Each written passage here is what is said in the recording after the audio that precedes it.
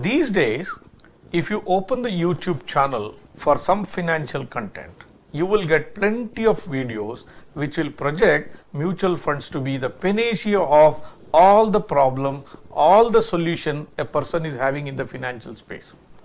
It is being projected as if there is no world beyond mutual funds.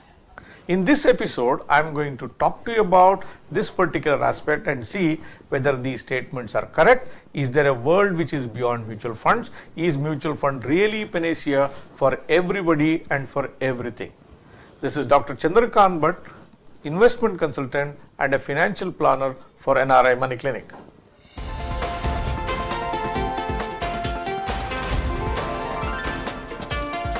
NRI Money Clinic. No hype, just the right advice. Now, before we discuss this particular issue, first let us see what are mutual funds. Mutual funds are collective investment vehicles where many individuals pool their funds and the professional fund managers manage your money. Under mutual funds, you will get different asset classes. You will get gold, you will get fixed income, you will get real estate, you will get equity and several other things that you can look for. In fact, mutual funds is a very, very good investment activity for every individual. But is it true that only mutual funds are sufficient for you, or everybody should use only mutual funds? How correct it is, or is there anything else other than mutual funds that any individual can do? These are the things we will discuss one by one. Before I discuss, we need to check what is the purpose of your investment. Once we get into this particular issue, the reason behind your investment, that is when you will find different instruments that you may be interested in. Why do you invest? Most people invest for the sake of returns. Who doesn't like return? Everybody wants return. If you are investing for the sake of great return, yes, stock market is a great place.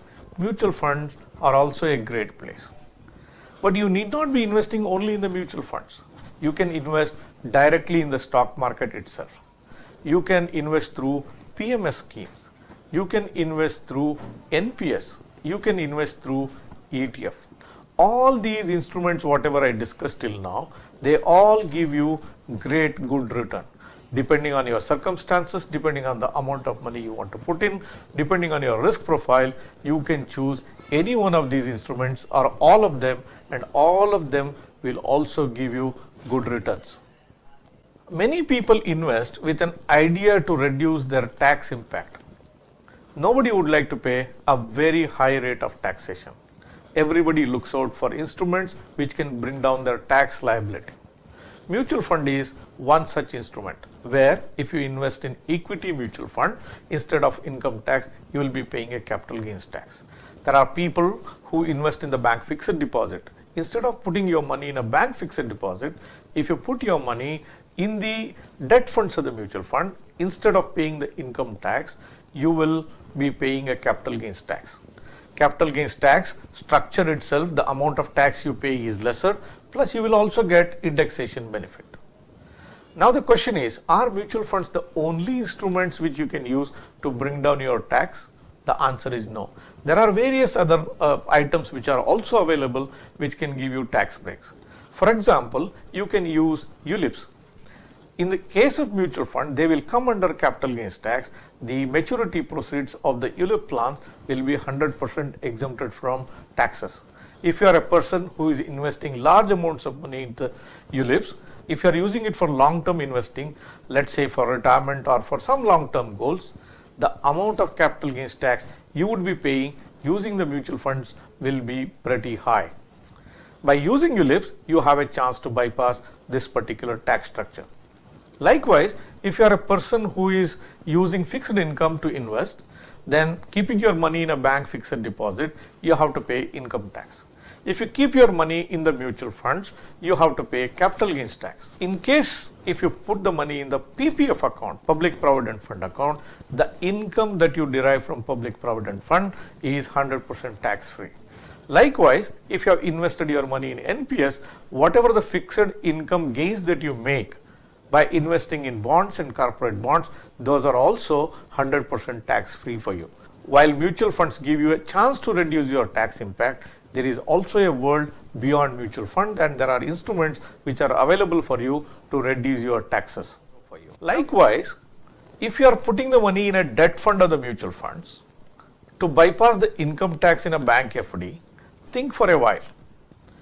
Do you really have to pay income tax? For example, if you are a person who is not having a great deal of income and the total income that you have is tax exempt or it is a very marginal rate of taxation, then is there a need for you to put money in the debt funds or the mutual funds?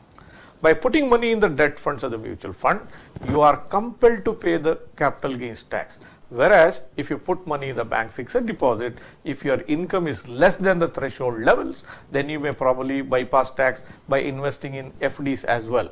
So the very fact that there are other instruments which are available and your circumstances could be different, you have to make a proper calculation before you invest into the mutual funds.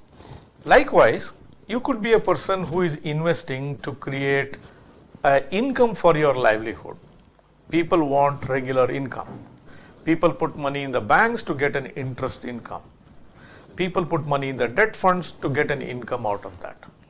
What are the other alternatives that are available to people if they are looking to create an income for themselves? I would say investing in good dividend paying stocks could be one another option. The dividends that you get from mutual funds will also be added as an income to you. The dividends that you get from the shares will also be added as an income to you. So there is no difference between taxation here. Yes, you have an option. Instead of taking the dividends, you can do an SWP, wherein which you will bypass the income tax which comes from the mutual funds.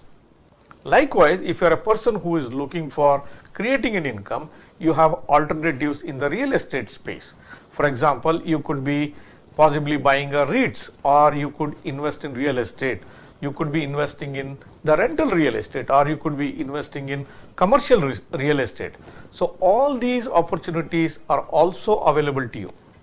When you invest in a good dividend paying stock, or when you are investing in a good rental paying real estate, be it commercial or rental, one advantage that you have is both these investment avenues, the shares as well as the real estate, will automatically adjust themselves against the inflation.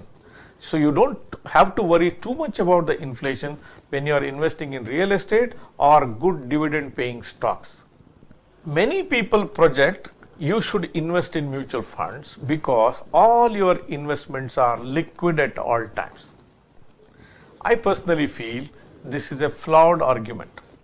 Why do you need liquidity at all times? There are instruments which are illiquid, but they are very, very beneficial for you. You don't need liquidity of all your money at every point of time. Yes, liquidity is a great tool. Anything could go wrong. You might need money at any point in your life. That is why you maintain emergency funds. Sometime back, I had done a video on how much of emergency funds you should be having. I'll be giving a link here in the card section to that particular video. You can watch out on that, how much of emergency funds you should have, where you can park your money to cater to the emergency needs of the family. Other than that, you don't need to be maintaining 100% liquidity of your instruments. If that were to be the case, then we wouldn't have been investing in a lot of instruments which are so useful. For example, we will not be investing in PPF account at all. We wouldn't have been investing in the real estate. We wouldn't have been investing in long-term FDs. We would not have been investing in some of the best government schemes which have lock-in period. We would not have been investing in gold bonds and similar schemes of the government. So liquidity is a very good tool, but there is no need for you to have 100% of your money in liquid instruments. You can make your calculation. For example, your retirement funds need not be 100% liquid. Yes, liquidity has its need, but it need not be 100%. Dear viewers, next time when you get a chance to watch any of the YouTube videos, and if you see somebody projecting as if that you have to invest all your money in only mutual funds, please take it with a pinch of salt. this is not the 100% truth. The persons are trying to project their business. The truth is there is a world beyond mutual fund. It doesn't mean to say mutual funds are not good investment tools. Mutual funds are extremely good investment tools, but you need not restrict your investment activities only to the mutual funds. Dear viewers, if I have given a point to ponder today, please like this video. If you are the person who is watching this episode for the first time, or if you are yet to subscribe for this channel, make sure you hit the subscribe button and press the bell icon. Don't forget to share this video with your friends and relatives.